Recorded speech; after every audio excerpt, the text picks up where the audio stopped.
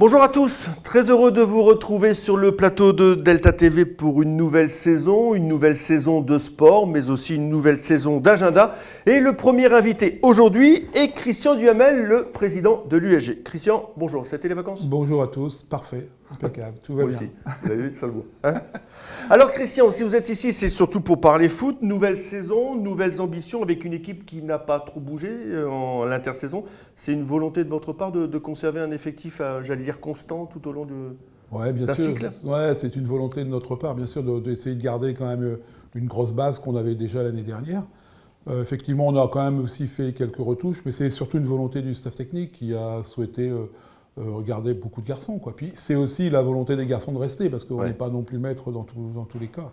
Alors est-ce qu'on peut nourrir de grosses ambitions avec un groupe justement qui a presque failli dans la dernière ligne droite? Parce que c'était parti plutôt fort, il y a eu une période de stagnation et puis la fin a été...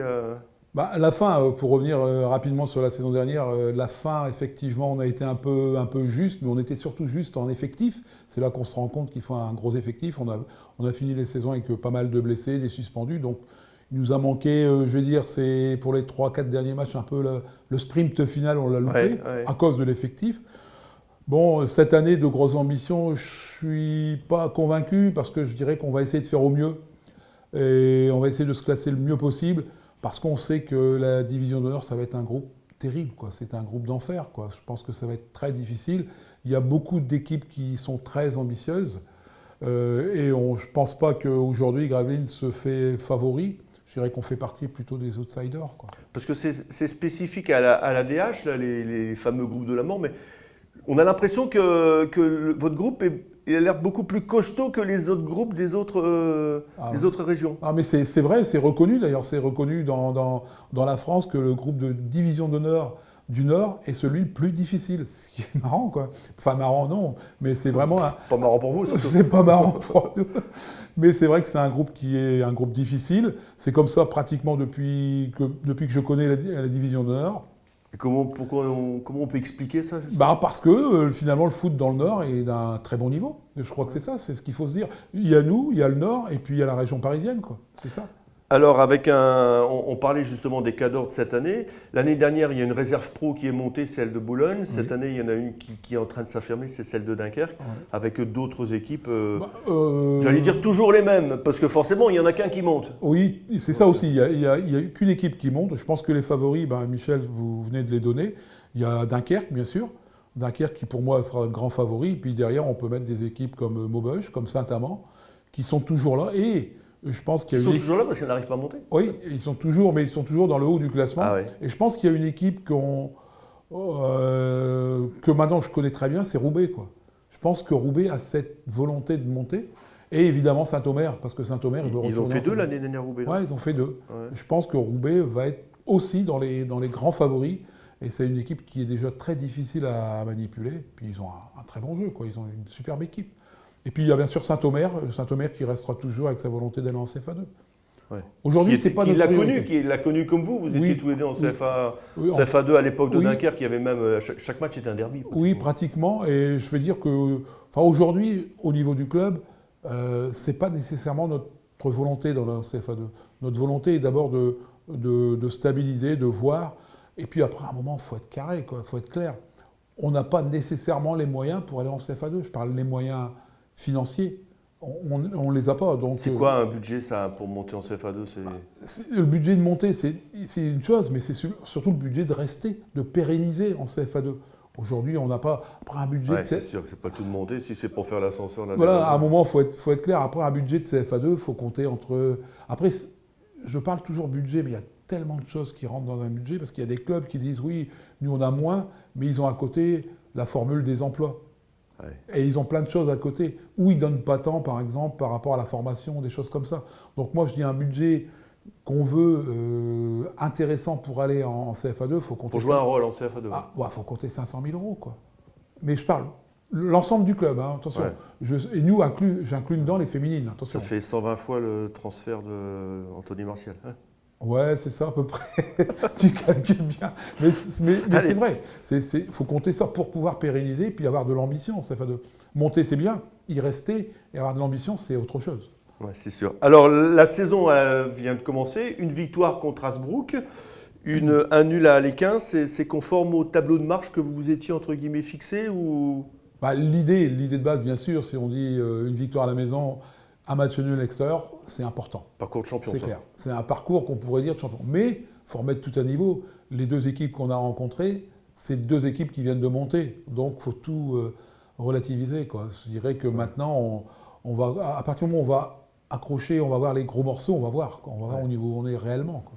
Alors, tout ça avec un nouveau coach, Mathieu Auguet. Oui, alors un nouveau Pourquoi coach, Mathieu Auguet. Je vais résumer la situation pour être suffisamment bref et explicite. Tout d'abord, le coach reste quand même le coach en place officiel, c'est toujours Stéphane Clairet. Stéphane Clairet a souhaité prendre du recul pour des raisons professionnelles et personnelles. Il ne pouvait plus assurer les entraînements la semaine. Donc il a fallu... combien d'entraînements ? C'est 3 entraînements par semaine. Il ne pouvait être là présent que le dimanche pour le match. Donc on a trouvé un accord.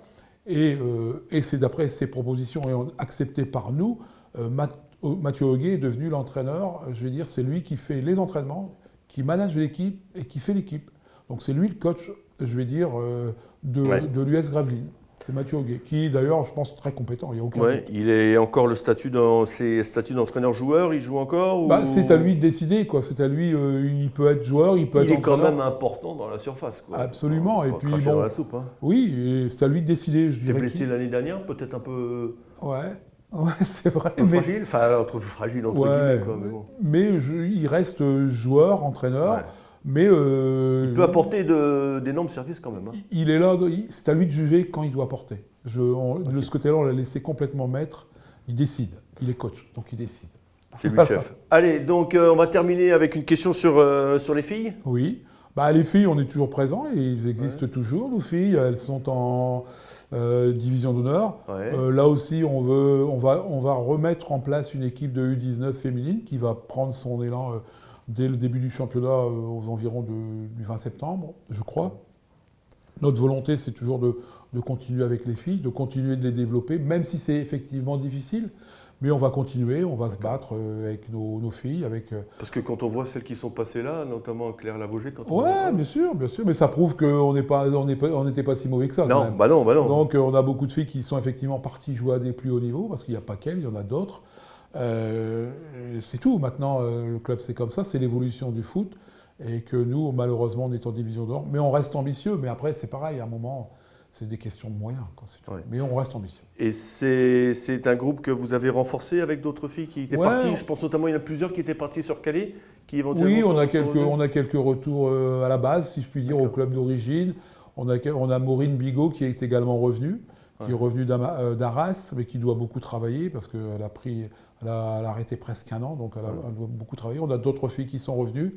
On a une fille d'ailleurs qui vient faire ses études à Dunkerque, qui est une américaine, et qui s'est mise au foot et qui est intéressante, quoi. Donc on a quand même une diversité importante quand même, faut pas croire. On n'allait peut-être pas la conserver celle-là aussi, qui fait ses études.